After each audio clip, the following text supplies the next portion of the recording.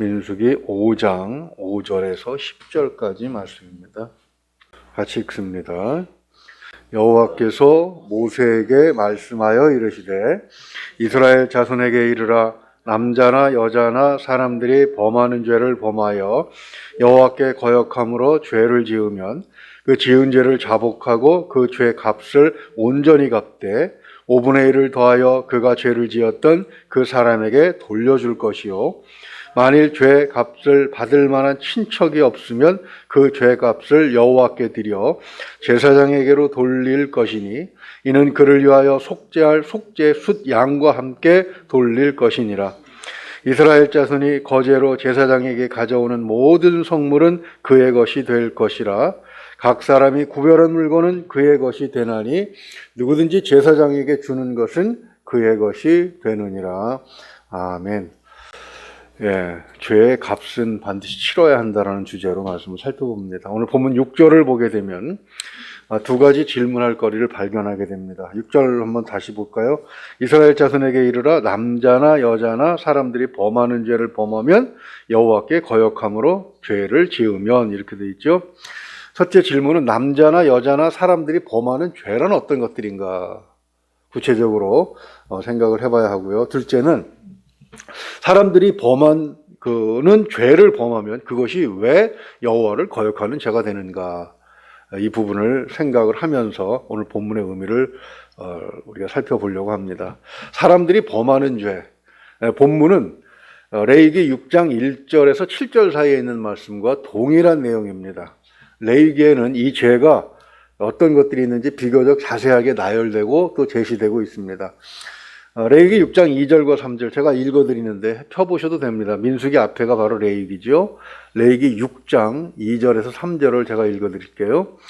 누구든지 여호와께 신실하지 못하여 범죄하되 곧 이웃이 맡긴 물건이나 전당물을 속이거나 도둑질하거나 착취하고도 사실을 부인하거나 남의 잃은 물건을 줍고도 사실을 부인하여 거짓 맹세하는 등 사람이 이 모든 일 중에 하나라도 행하여 범죄하면, 이렇게 말씀하고 있습니다. 즉 한마디로 얘기하자면 다른 사람의 재물에 손해를 끼친 경우를 얘기한다고 할 수가 있는 것이죠. 내 욕심을 채우기 위해서 하나님이 내게 주신 것에 만족하지 않고 다른 사람의 것을 불법적으로 모르게 가져오는 그러한 행위를 사람이 범하는 죄, 그렇게 말씀하고 있는 것입니다.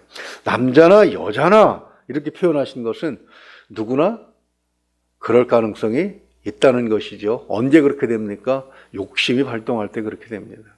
그리고 하나님을 두려워하는 마음이 없을 때도 그렇게 되겠죠. 그런데 그것이 왜 여호와께 거역한 죄, 여호와를 거역한 죄에 해당되는가? 그 질문을 이제 보면은요, 그것은 6절의 첫 구절에서 힌트를 제공하고 있습니다.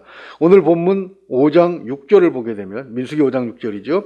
이스라엘 자손에게 이르라, 이렇게 말씀을 하고 있습니다. 바로 이 구절에 그 힌트가 있습니다. 즉 오늘 본문 말씀은 하나님께서 모세를 통해서 이스라엘 백성에게 주시는 말씀입니다. 이스라엘은 이미 하나님께 율법을 받고 율법을 지키겠다고 약속한 관계예요. 즉 다시 말해서 그런 관계 속에서 율법을 지키지 않는 것이 사람이 범하는 죄를 범하는 것이기 때문에 다른 사람의 재물에 손해를 끼치는 것으로 드러난다고 하더라도 원칙적으로 그것은 하나님의 법을 어긴, 하나님과의 약속을 파괴한 그런 행위와 직결되는 것이죠. 오늘 본문 말씀과 연결되는 것, 즉 6절 말씀과 연결되는 십계명이 어떤 것이 있습니까? 십계명의 제8계명은 도둑질 하지 말라는 것입니다. 이런 십계명을 포함해서 모세가 하나님께 받은 율법을 다 적은 것을 출애굽기 24장 7절을 보게 되면 언약서라고 그렇게 기록을 하고 있습니다. 모세가 이 언약서를 백성들에게 낭독해서 듣게 했을 때 이스라엘 백성은 여호와의 모든 말씀을 우리가 준행하리이다 라고 응답을 했기 때문에 그렇습니다. 이스라엘이 지켜야 할 율법과 계명과 규례를 구체적으로 다 설명한 뒤에 레위기 26장 3절을 보게 되면 너희가 내 규례와 계명을 준행하면 이어지는 말씀 속에서 이제 구체적인 복을 주시겠다고 그렇게 약속을 하신 것이죠. 이것을 어떻게 하나님께서는 확정하셨는가? 레기 26장 11절과 12절을 보게 되면 내가 내 성막을 너희 중에 세우리니 내 마음이 너희를 싫어하지 아니할 것이며 나는 너희 중에 행하여 너희의 하나님이 되고 너희는 내 백성이 될 것이니라. 이렇게 말씀을 하셨습니다. 이스라엘은 율법을 지키겠다는 서약과 함께 하나님과 언약을 맺은 그런 관계 속에 들어가 있는 것이죠. 그래서 그 법에 어긋난 행위를 하게 되면 그것이 사람에게 지은 죄라고 할지라도 그것은 하나님과 맺은 언약을 어긴 그런 결과로 이어지게 되는 것입니다. 그러므로 죄를 지은 사람은 먼저 7절 상반절 말씀처럼 그 지은 죄를 자복해야 됩니다. 이 자복한다는 말을 구약시대에는 말로 자복하는 것으로 끝나지 않았습니다. 신약시대는 우리가 하나님 앞에 예수 그리스도의 이름을 의지해서 회개의 기도를 드리면 되는데 구약시대는 그러지 않았어요. 레위기 6장 6절을 보면 이렇게 말씀하십니다. 그는 또 그 속건제물을 여호와께 가져갈지니 곧 내가 지정한 가치대로 양떼 중 흠없는 숫 양을 속건제물을 위하여 제사장에게로 끌고 갈 것이요. 그러니까 내가 죄를 지었다고 깨닫는 순간 그리고 그것을 하나님 앞에 자복하기 위해서 양을 끌고 그리고 속건제물로 드려야 되었다는 것입니다. 이렇게 하나님께 먼저 용서를 빌어야 됐던 것이죠. 그런데 오늘 본문 말씀을 보게 되면 우리 7절만 다시 한번 읽어볼까요? 7절만 다시 한번 읽어봅니다. 그 지은 죄를 자복하고 그 죄의 값을 온전히 갚되 5분의 1을 더하여 그가 죄를 지었던 그 사람에게 돌려줄 것이요. 아멘. 이렇게 되어 있습니다. 기독교인들이 흔히 잘못 생각하고 있는 것이 바로 이 부분인데요. 기독교인들은 예수 그리스도의 십자가로 인해서 우리가 아까 찬양을 부른 것처럼 하나님으로부터 죄를 용서받았기 때문에 하나님께 회개만 하면 죄가 다 용서된다고 믿는 경우가 있습니다. 그러나 본문에 의하면 그것은 명백한 잘못이죠. 피해를 입은 사람에게 원금에다가 플러스 20%, 5분의 1을 더하여 갚아 주어야 되는 것입니다. 그 출애굽기 22장을 보게 되면요, 훔칠 물건이 소나 양일 때는 훨씬 더 그 대가가 많아집니다. 소를 훔쳤어요. 그런데 그 소가 그만 죽어버렸어요. 소를 죽여서 끓여 먹었거나 아니면 소를 다른 사람에게 팔아서 찾아올 수가 없습니다. 이럴 때는 소 5마리로 갚게 돼 있고요. 양을 그렇게 했을 때는 4마리로 갚아야 됩니다. 이것이 의미하는 바는 무엇입니까?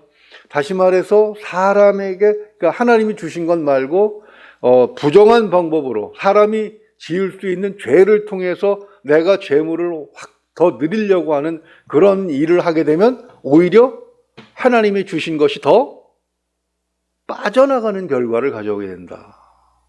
더 많은 손해를 입게 된다고 하는 것을 오늘 본문은 우리에게 가르쳐주고 있는 것이죠.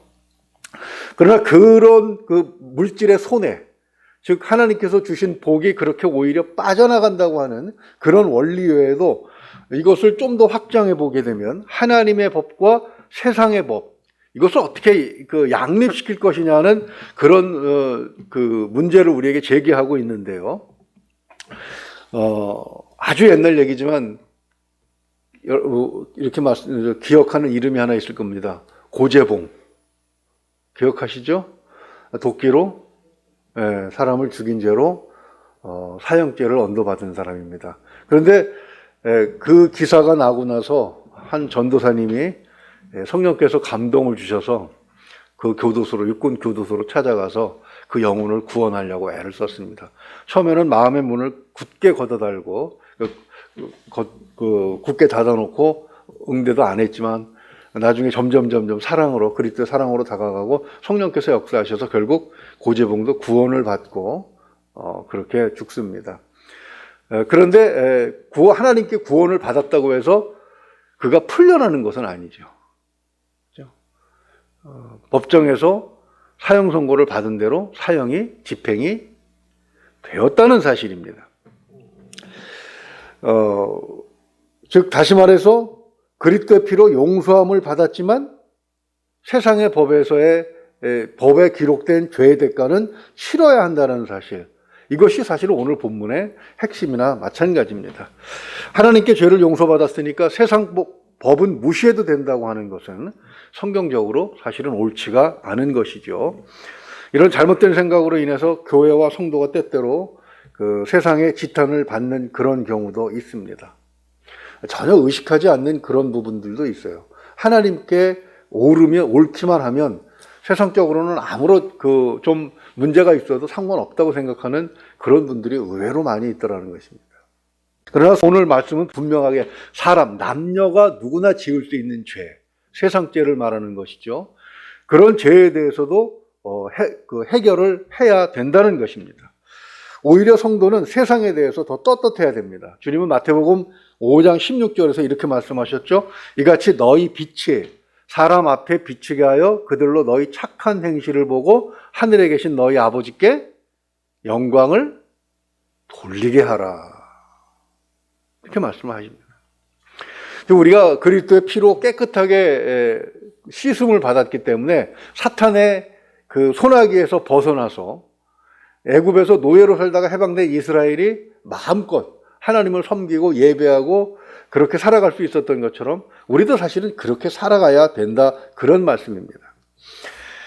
우리가 예수 그리스도의 십자가 구원을 믿을 때 성령께서는 이스라엘 그 진영의 성막으로 하나님께서 들어와 계신 것처럼 우리 마음속에 성령께서 들어와 계신다고 말씀해 주셨죠. 하나님은 우리에게 복을 주시기를 원하시기 때문에 그렇습니다. 그리고 복을 주시려고 또 인내하십니다. 하나님의 마음을, 우리가 지은 죄에 대해서 하나님이 어떤 마음을 가지고 계신지 가장 잘 표현한 것을 저는 마태복음 18장 22절이라고 그렇게 생각을 합니다. 예수께서 이르시되 내게 이르노니 7번뿐만 아니라 7번을 70번까지라도 할지니라. 하나님은 우리가 죄를 용서받고 하나님이 주시는 복을 받기를 원하십니다. 그래서 거듭 용서해 주시고 끝까지 용서를 해 주시려고 하시는 것이죠. 그러나 우리가 언제까지 용서만 받고 살 수는 없습니다.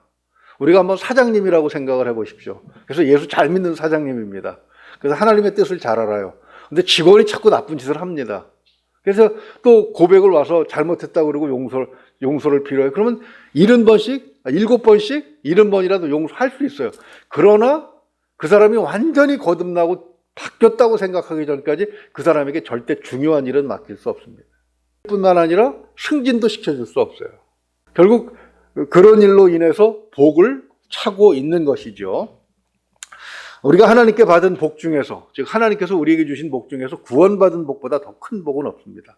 그렇지만 우리는 세상에 살면서 또 세상에서 하나님의 그 자녀로 또 그리스도의 제자로 해야 될 일을 감당하기 위해서 필요한 복이 있다는 것입니다. 그렇죠? 그것을 하나님께 받아야 되는 것인데 맨날 하나님 앞에 와서 이제 용서해 주십시오, 저제 용서해 주십시오. 그리고 또 가서 그 문제를 또 해결하러 돌아다니기만 한다면, 그죠? 하나님께서 주신 이 세상의 복을 받을 기회는 자꾸 줄어드는 것입니다. 타인에게는 하나님처럼 관대해야 되겠지만 우리 자신에 대해서는 엄격해야 하는 이유가 여기 있는 것이죠. 하나님께서 쓰시는 그릇은 금그릇도 아니고 은그릇도 아니라고 했습니다. 어떤 그릇 쓰십니까? 깨끗한 그릇을 쓰신다고 했죠. 하나님께서 우리에게 복을 쌓고 또 쌓을 수 있도록 우리가 깨끗한 그릇으로 살아가야 할 이유가 바로 여기에 있는 것입니다. 우리 젊은이들을 만나면 이 진리를 좀 가르쳐 줬으면 좋겠어요. 그래서 세상에 살아가면서 크리스찬의 젊은이들로서 왜 저들은 불법적인 방법으로 많은 수익을 얻는데 우리는 눈에 보이는 그 길을 놓고 하나님이 제시하시는 다른 길을 가야 되느냐. 그래서 하나님께서 주시는 복이 진짜 내 복이 되기 때문에 그렇습니다. 1억 천금을 노리고 비트코인인가 뭔가 코인에 투자했던 많은 젊은이들이 지금 굉장히 어려움에 지금 처해 있습니다. 한 번에 99.9%가 폭락을 하는 바람에 몇십억 원을 날리는 것은 그냥 보통이고, 그 돈을 누군가가 그런 방법으로, 사기 거의 비슷한 방법으로 가져가 쌓았습니다. 그러나 잃어버린 사람들도 자기의 욕심 때문에 잃어버린 것이죠. 그래서 농담 삼아 그렇게 얘기합니다. 마포대교로 걸어가는 길은 다 통제되고 있다. 왜요? 그렇게 욕심 부리다가 결국은 가진 것까지 다 잃어버리고 스스로 못된 짓을 하려는 사람들이 늘어날 것이라는 그런 이야기들이 슬슬 돌고 있는 것이죠. 우리는 하나님께서 주시는 복이 진정한 내 복이라는 사실을 깨닫고 그 복을 통해서 세상에 쓰임받는 그런 그릇으로 살아가야 될 줄로 믿습니다.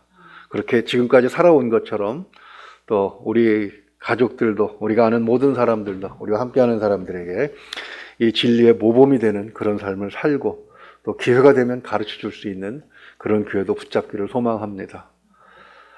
기도하겠습니다. 은혜로우신 우리 아버지 하나님, 하나님 참으로 하나님께서 우리에게 주신 복이 있습니다. 하나님께서 우리의 그릇에 맞게, 우리의 또 역량에 맞게 주신 복, 그 복을 넘어서 욕심을 부릴 때에 남녀가 지을 수 있는 죄에 대해서 우리가 무방비 상태가 될 수도 있음을 말씀을 통해서 확인하게 하시니 감사합니다.